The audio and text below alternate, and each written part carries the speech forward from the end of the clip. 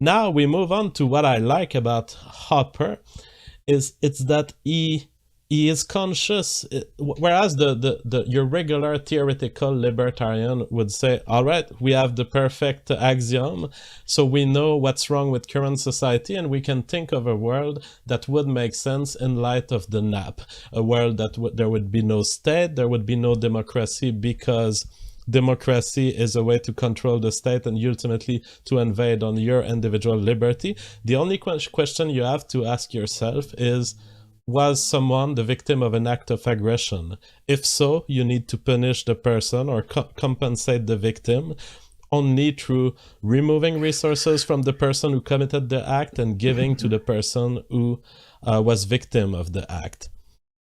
Now, Hopper I have difficulty saying it, but Hopper. You got it right that last time with the Hopper. Because I say Hopper in my name because that's how it sounds, but I try not to say the R. So Hopper says, now we have to face reality. And reality is that the world is in a current state, and walking toward libertarianism all at once is practically unfeasible. Therefore, we have to think first of how do we get to libertarianism, and second, how do we maintain a libertarian order in a world that is filled with shit. Yes, yeah. So, as we said earlier, he's probably the key theorist in the construction of the libertarian alt-right pipeline, as it is often called, and he's done this through the use of this purely individually oriented, non-aggression based ethic to argue against egalitarianism, multiculturalism, globalism, and open borders. And this is a task that might seem contradictory to some, and often is, even by libertarians. Hence why there's a faction of libertarians that wholeheartedly reject Hopper on these issues in favor of mass immigration and multiculturalism.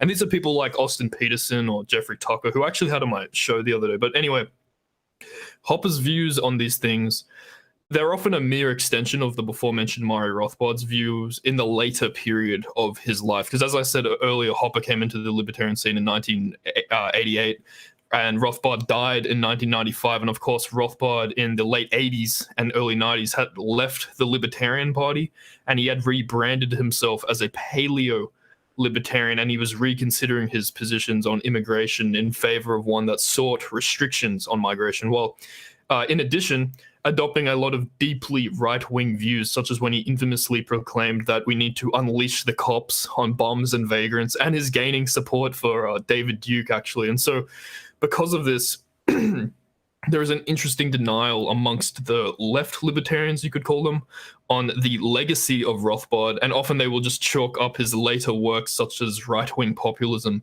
to him going senile, just to paint a caricature of their position on it for a moment. But nonetheless, Rothbard had joined the paleo-libertarian movement and was seeking to ally himself with the old-school conservatives who were growing in popularity in the aftermath of the Cold War, people like Patrick Buchanan. And Hopper, being mentored by Rothbard, joined in their project to rebrand libertarianism as a form of radical conservatism. And so in 2018, many libertarians are trying to replicate this and have envisioned the alt-right as the successors of the paleo-conservative movement that emerged in the early 90s.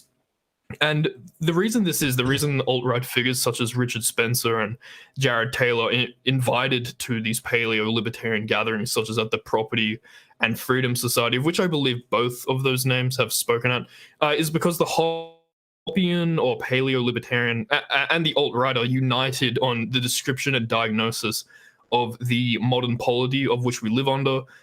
They're united on an opposition to war and an agreement on some form of biological, psychological, and cultural realism that rejects the blank slate and the egalitarian view of man that asserts every population of people is interchangeable.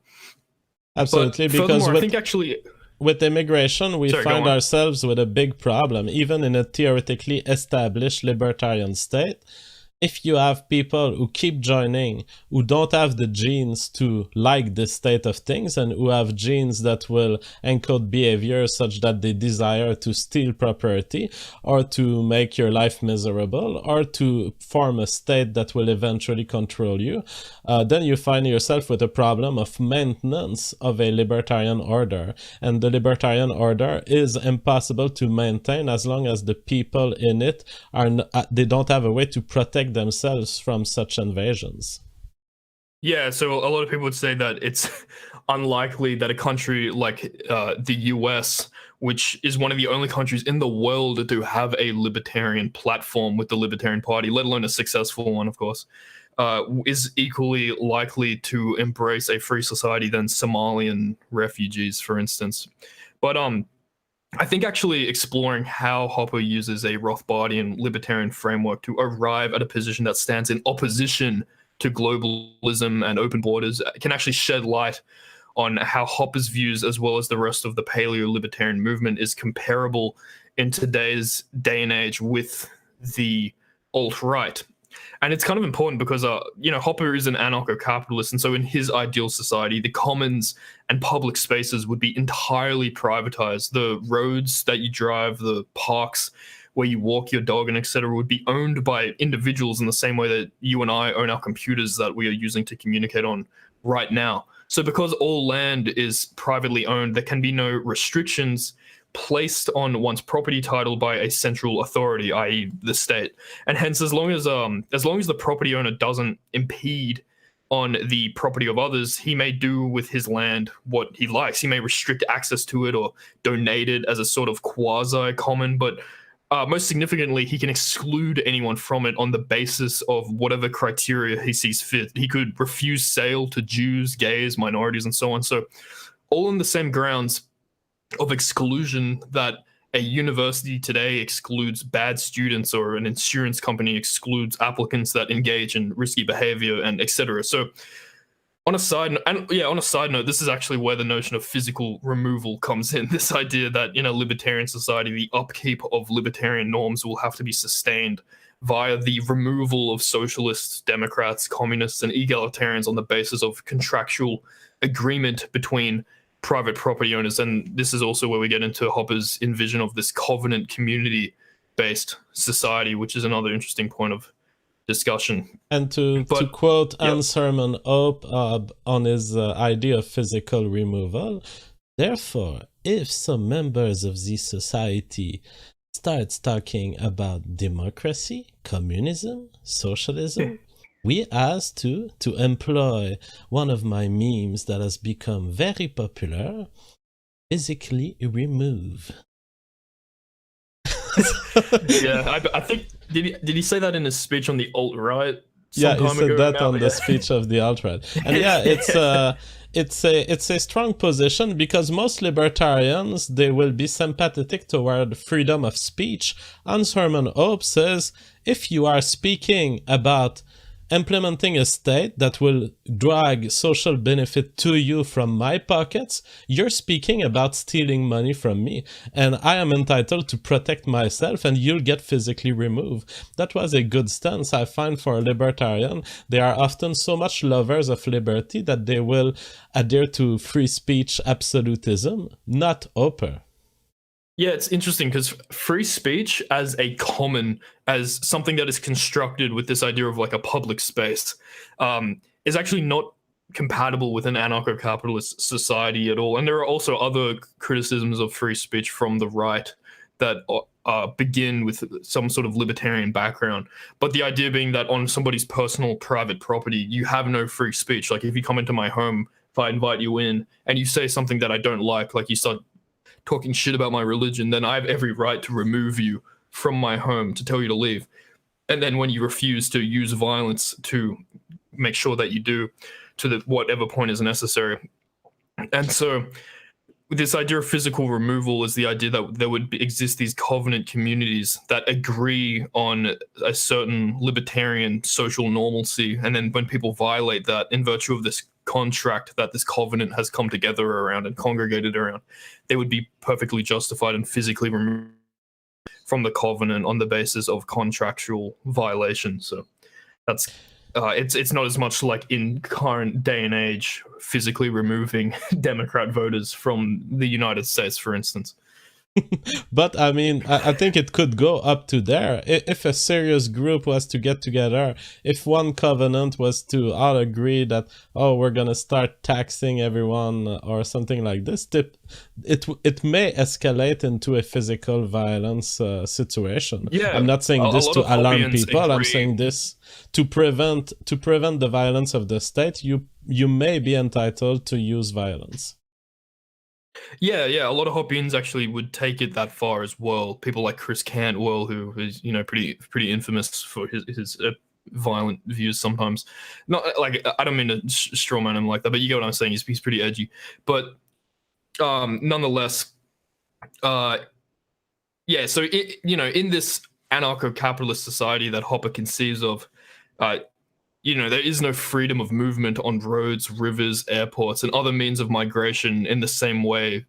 No one has freedom of movement in my own bedroom. And, that is all being because all movement in a privatized society is subject to the authority of the property owner. And so the question for the open border anarcho capitalist is, how does a right to free movement emerge when in the individualist state of nature is conceived by Rothbard, a state of nature that quite heterodoxically has no demand for the construction of any sovereign center? How is it that in this state of nature there is no freedom of movement, yet such a right can emerge with zero construction of a sovereign center, if you get what I'm saying? So that's the question and the problem that open border libertarians have in front of them. And usually they will point to the existence of public property as the means by which this happens, which is still, of course, unjustified in their language. But moreover, their argument is essentially that public property is premised on the violation of individual liberty as it is funded via taxation. And so therefore it can't be said to be owned by anyone, thus can be used and expropriated by anyone, including immigrants. But clearly such a position can be revoked reductio ad absurdum, as we would have to ask, would this be true of kindergartens and preschools funded by taxpayer money? Would this follow that grown men such as you and I should just be able to walk into these areas without restrictions? But even putting this aside, the Rothbardian framework is premised on the Lockean labor theory of property, which put simply is the notion that property is what results from the product of resources, investments, and labor. And so from this, it would seemingly follow that public property is not owned by no one, but is instead owned by the taxpayer as it is financed by them. And so, Hoppe would argue that modern society should move forward in such a way as to replicate private property norms as much as possible until we, of course, achieve anarcho-capitalism. And so this would include the protection of commons from non-taxpayers by means of exclusion. And so here is where we see the Hoppian libertarian opposition to immigration. And it is one on protecting taxpayers from free-riding, non-tax-paying migrants. Absolutely. And so one reality that I haven't seen him address, but I'm just superficially familiar with his stuff, is potentially a society that excludes migrants. We understand why. The migrants may not adhere to the libertarian order, and therefore they are a threat and they have to be kept out. Now, what happens with the revolution from the inside? Because one day or another, in an anarcho-capitalist system, you start producing babies, there are mutations, people become different. How do you maintain your social order, not from threats from the outside, but from threats from the inside? Yeah, well, so he has that idea of physical removal again, that the idea that the libertarian order would be arranged in such a way that it would just consist of a collection of covenant communities that would be contractually congregated on this idea that anyone that violates the libertarian social norm will be removed. But I actually would agree with you that it is a threat to anarcho-capitalist society, and I don't actually really concede of like a pre-society individual.